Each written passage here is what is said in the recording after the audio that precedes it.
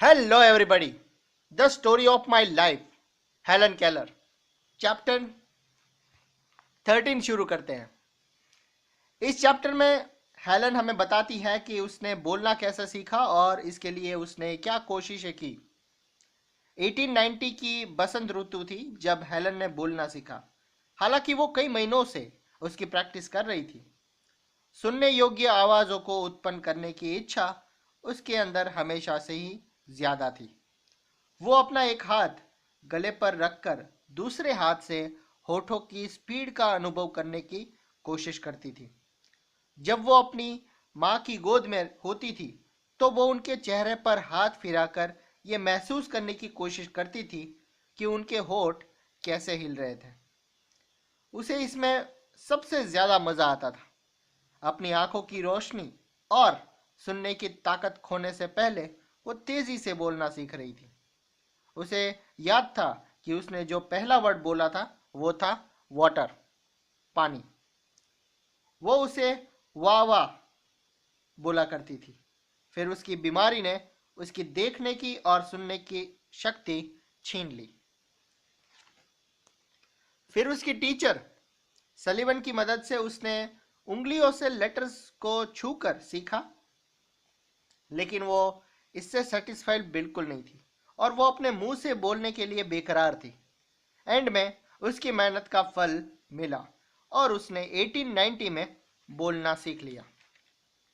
1890 में मिसेस लैम्पसन, जिन्होंने Laura Bridgman को पढ़ाया था और जो बिल्कुल हाल ही में नॉर्वे और स्वीडन की जर्नी से लौटी थी, वो हेलन से मिलने आई।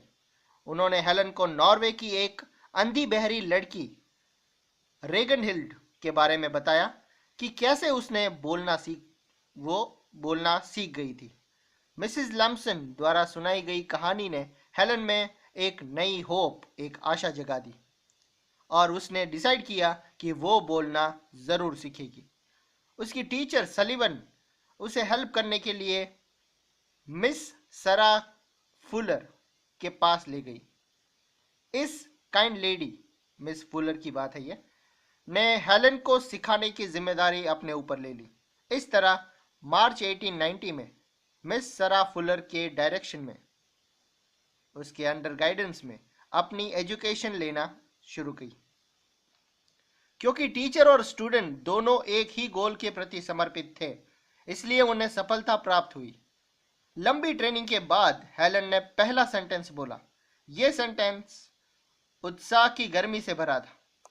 ये अंधी बहरी लड़की जिसने पहली बार किसी वर्ड को बोला था, अपनी खुशी की सिर्फ कल्पना ही कर पा रही थी। लेकिन ये नहीं सोचना चाहिए कि वो हमारी तरह ही बोल पा रही थी। उसने बोलने की सिर्फ शुरुआती नॉलेज ही थी। सिर्फ मिस सलीवन और मिस सरा फुलर ही उसके बोले गए वर्ड्स को समझ पाती थी, लेकिन ज्यादातर लोग उसे घंटों तक समझ नहीं पाते थे। उसके पास अब सिर्फ एक ही रास्ता बचा था और वो था प्रैक्टिस का। वो घंटों तक बोलने की प्रैक्टिस करती थी। मिस सलीवन हमेशा प्रैक्टिस में उसकी मदद करते थे। कभी कभी वो थक जाती थी और निराश हो जाती थी, लेकिन जल्द ही आशा निराशा पर हावी हो जाती थी। इसके अलावा ये विचार कि उसकी जिंदगी में एक बड़ा चेंज आने वाला था, उसकी निराशा के काले बादलों को उसी तरह दूर कर देता था जैसे कि सूरज के निकलने पर ओस की बूंदें गायब हो जाती है। एट द एंड उसकी कोशिशों पर उसकी टीचर्स की लगन ने भाग्य को उसके सामने झुकने के लिए मजबूर कर ही दिया और हेलन ने बोलना सीख लिया। अब वो अपने पेरेंट्स, बहन और फ्रेंड्स को अपनी सफलताओं को दिखाने के लिए बेकरार थी। और फिर वो दिन आया जब हेलन टस्किम्बिया रेलवे स्टेशन पर पहुंची, जहां उसके पेरेंट्स, सिस्टर एंड फ्रेंड्स उसके वेलकम के लिए मौजूद थे। उनकी लाइफ में बसंत, फूलों का खिलना, खुशी और जवानी की फुदक और सुंदरता सभी एक साथ लौट आए थे। एक नई जिंदगी के दरवाजे उन सब के लिए जैसे मानो खुल ही गए थे।